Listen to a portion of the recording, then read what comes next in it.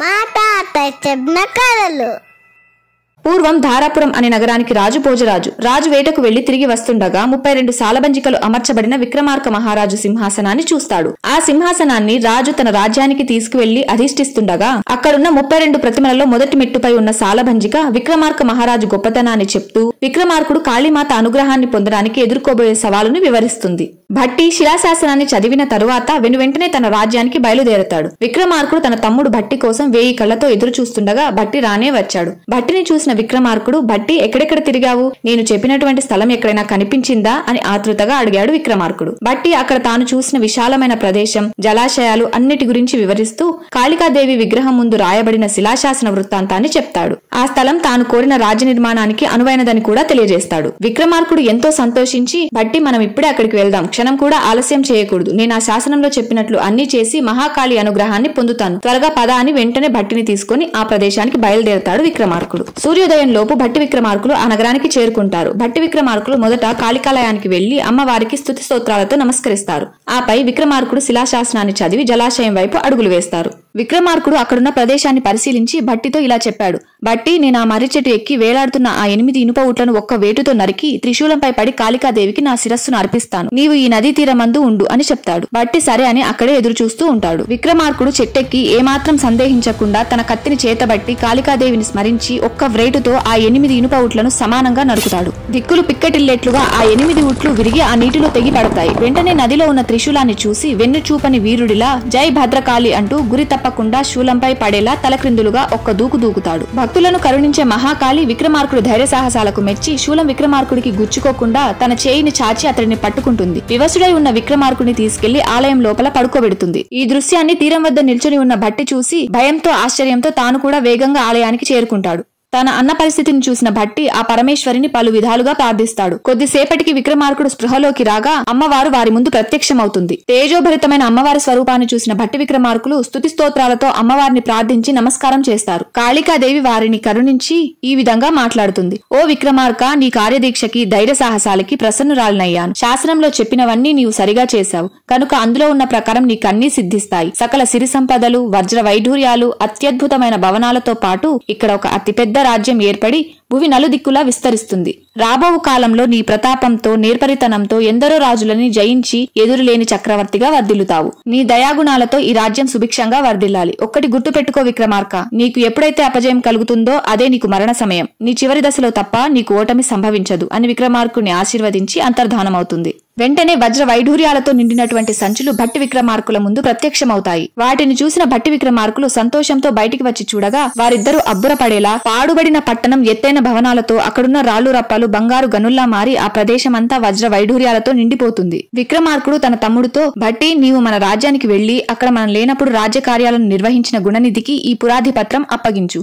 అంతేకాకుండా మన రాజ్య ప్రజలకు, రాజ్యాధికారులకు ఇక్కడ జరిగిన విషయాలన్నీ తెలియజేసి అందరినీ ఇక్కడికి తీసుకునిరా అని చెప్తాడు. భట్టి అన్న చెప్పినట్టుగా చేస్తాడు. విక్రమార్కుడు నూతన నగరంలో పాత కాళికాదేవి ఆలయాన్ని బంగారపు స్తంభాలతో, ఎత్తైన గోపుర ప్రాకారాలతో, చక్కటి మండపాలను నిర్మించి అంగరంగ వైభవంగా దేవి ఉత్సవాలను జరిపిస్తాడు. రాజపురోహితులు, వేద పండితులు, రాజ్యాధికారులు, రాజ్య ప్రజల నడుమ ఆ నగరానికి కాళికాదేవి మరొక పేరైనటువంటి ఉజ్జయిని అనే నామాన్ని ఆ నూతన నగరానికి పెడతాడు.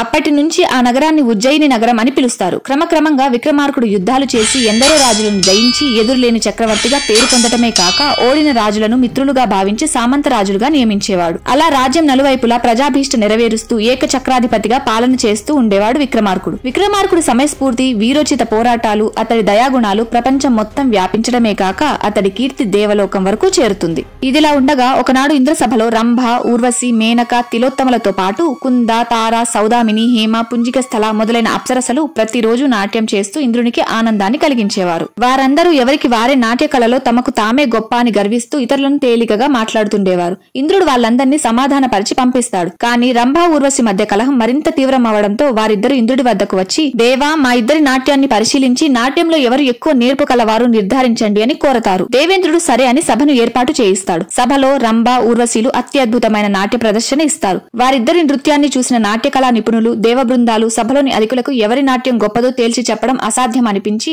ఎటూ తేల్చలేక ఒకరి మొహాలు ఒకరు చూసుకుంటారు. అది చూసిన ఇంద్రుడు, ఏమీ ఎవరు మాట్లాడరేం, సర్వజ్ఞులైన నాట్య కళా నిపుణులే మౌనం వహిస్తే ఈ సమస్యను పరిష్కరించేవారు ఎవరు అని వాపోతాడు. అప్పుడు నారదముని ప్రత్యక్షమయ్యి, దేవేంద్ర, ఈ సమస్యకి పరిష్కారం భూలోకవాసి ఉజ్జయిని నగర చక్రవర్తి అయిన విక్రమాదిత్యుడు చెప్పగలడు. అతడు సకల శాస్త్ర పరిజ్ఞానంతో పాటు నాట్య కళా నిపుణుడు కూడా. అతడిని ఇక్కడికి రప్పించి మరలా నాట్య పోటీని నిర్వహించండి. విక్రమార్కుడు దైవాంశ సంబుధుడు, తప్పకుండా ఈ సమస్యను పరిష్కరించగలడు అని చెప్తాడు. ఇంద్రుడు సరే అని అతని సారథి అయిన మాతల్ని పిలిచి, నువ్వు వెంటనే భూలోకం వెళ్లి నా మాటగా చెప్పి గౌరవ మర్యాదలతో విక్రమార్కుడిని స్వర్గలోకానికి తీసుకురా అని ఆజ్ఞాపిస్తాడు. మాతలి పుష్పక విమానంలో బయలుదేరి భూలోకంలో ఉన్న ఉజ్జయినిపురంలో విక్రమార్కుడి రాజభవనాన్ని చేరుకుంటాడు. ఉజ్జయిని ప్రజలు ఆకాశం నుంచి దిగివచ్చిన ఆ అద్భుత రథాన్ని ఆశ్చర్యంతో అత్యుత్సాహంతో చూస్తుంటారు. మాతలి పుష్పక విమానాన్ని రాజభవనం ముందు ఉంచగా ద్వారపాలకులు మాతలిని విక్రమార్కుడి దగ్గరకు తీసుకుని వెళతారు. మాతలి విక్రమార్కుడితో తానెవరో ఎందుకు వచ్చాడో వివరించి, రాజా, దేవేంద్రుడు మీ సహాయం కోరి నన్ను ఇక్కడికి పంపారు, కావున మీరు నాతో రాగలరు అని కోరతాడు. విక్రమార్కుడు సంశయిస్తూ ఉండగా భట్టి విక్రమార్కుడితో,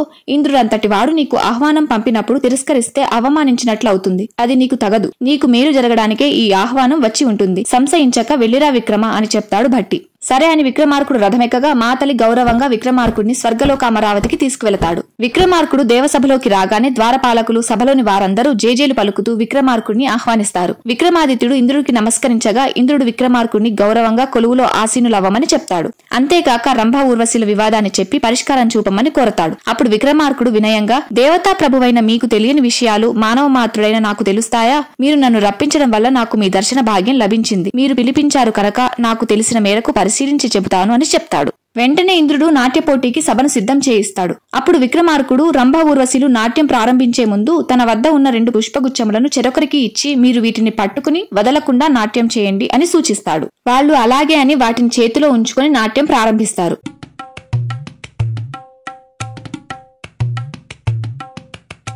ఇద్దరు సమానంగా చాలా సేపటి వరకు నాట్యం చేస్తూనే ఉంటారు. విక్రమార్కుడు ముందుగానే ఆ 2 పుష్పగుచ్చాలలో కందిరీగలను పెట్టి ఉంచడం వల్ల రంభ ఆ గుచ్చాన్ని గట్టిగా అదమడంతో కందిరీగ ఆమెను కుడుతుంది. దాంతో రంభ ఆ పుష్పగుచ్చాన్ని పారవేసి నాట్యం చేయగా కందిరీగ కుట్టిన బాధ వల్ల లక్ష్యం తప్పి నాట్యంలో లోటుపాట్లు కనిపిస్తాయి. ఊర్వశి పుష్పగుచ్చాన్ని మృదువుగా కోమలంగా పట్టుకుని నాట్యం చేయటం వలన కందిరీగ కుట్టే అవకాశం లేకపోవడంతో ఊర్వశి సునాయాసంగా తన నాట్యాన్ని పూర్తి చేస్తుంది. నాట్య ప్రదర్శన పూర్తవగానే విక్రమార్కుడు ఇంద్రుడితో పాటు సభలోని వారందరితో ఇలా చెప్తాడు. దేవేంద్ర, నాట్యంలో వీరిద్దరూ నిపుణులే, కానీ రంభలో చిన్న లోటు కనిపించింది. నేను వారిద్దరికీ ఇచ్చిన పుష్పగుచ్చాలలో కందిరీగలను పెట్టి ఉంచాను. రంభ పుష్పగుచ్చాన్ని అదమడం వల్ల దానిలోని కందిరీగ బయటికి వచ్చి ఆమెను కుట్టడం వల్ల నాట్యంలో తప్పు చేసింది. కానీ ఊర్వశి అలా కాక పుష్పగుచ్చాన్ని ముందు నుంచే అలవోకగా నేర్పుగా పట్టుకుని తన నాట్య చాతుర్యాన్ని చూపించింది. అందుచేత వీరిద్దరిలో ఊర్వశి మేలైనది అని తీర్మానిస్తాడు. ఇంద్రుడు సంతోషించి రంభ ఊర్వశీలను తగిన రీతిలో సన్మానించి బహుమతులనిచ్చి పంపుతాడు. దేవేంద్రుడు విక్రమార్కుడి బుద్ధి చాతుర్యానికి మెచ్చి ఇలా చెప్తాడు. విక్రమార్క, నీ బుద్ధి చాతుర్యానికి మెచ్చి తిని నీవు 1000 ఏళ్ల రాజ్యపాలన కొనసాగించేలా నీకు వరమిస్తున్నాను. అంతేకాక బోలాశంకరుడు నాకు ప్రసాదించిన ఈ స్వర్ణ రత్న మణిమయ కాంతులు వెదజల్లుతూ నవరత్నాలు పొదగబడిన ఈ బంగారపు సింహాసనాన్ని నీకు కానుకగా ఇస్తున్నాను. ఈ ఆసనం మామూలు సింహాసనం కాదు విక్రమార్క, ఇది సాక్షాత్ ఆ పరమేశ్వరుడే నాకు ప్రసాదించాడు.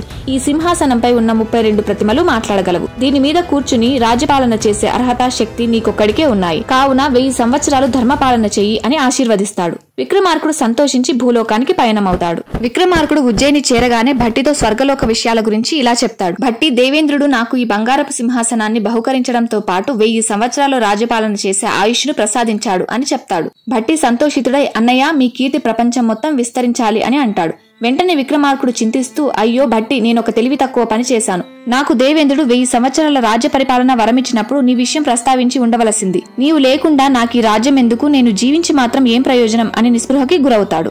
అప్పుడు భట్టి విక్రమార్కుడితో, అన్నా, గడిచిన దానికి చింతేలా, నా దగ్గర ఒక ఉపాయం ఉంది. నేను కాళికాదేవికి తపస్సు చేసి అమ్మవారి కరుణతో చాలా కాలం జీవించేలా వరం అడుగుతాను. మీరు నా గురించి ఏమాత్రం చింతించకండి అన్నా అని విక్రమార్కుడిని సమాధానపరుస్తాడు. విక్రమార్కుడి ఆశీర్వాదం తీసుకుని కాళికామాత అనుగ్రహం కోసం తపస్సు చేయడానికి బయలుదేరతాడు భట్టి.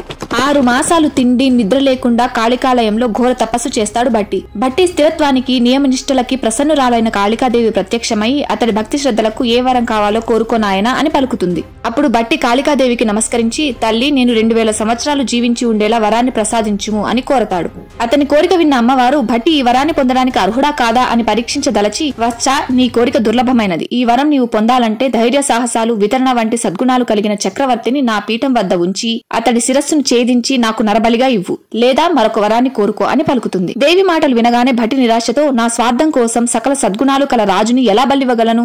అసలు అటువంటి చక్రవర్తి ఉంటాడా అని చింతించి, అమ్మా, నాకు మరే వరమో అక్కర్లేదు. మీరు చెప్పిన లక్షణాలు కలిగిన వారు నా అన్న విక్రమార్కుడొక్కడే. నా అన్నని చంపి నా అన్న లేకుండా 2000 సంవత్సరాలు ఆయుష్ పొందినా అది వ్యర్థమే అని చెబుతాడు. అప్పుడు కాళీమాత, భట్టి నీకు మరొక అవకాశం ఇస్తున్నా, నీవు మరలా ఆలోచించుకొని రా అని చెప్పి అంతర్ధానమవుతుంది. భట్టి తన స్వార్థం కోసం విక్రమార్కుడి శిరస్సును ఖండిస్తాడా, కాళీమాత వరాన్ని పొందగలడా అనే విషయాన్ని నెక్స్ట్ ఎపిసోడ్ లో తెలుసుకుందాం. ఈ వీడియో నచ్చినట్లయితే please do like, share and subscribe to my YouTube channel.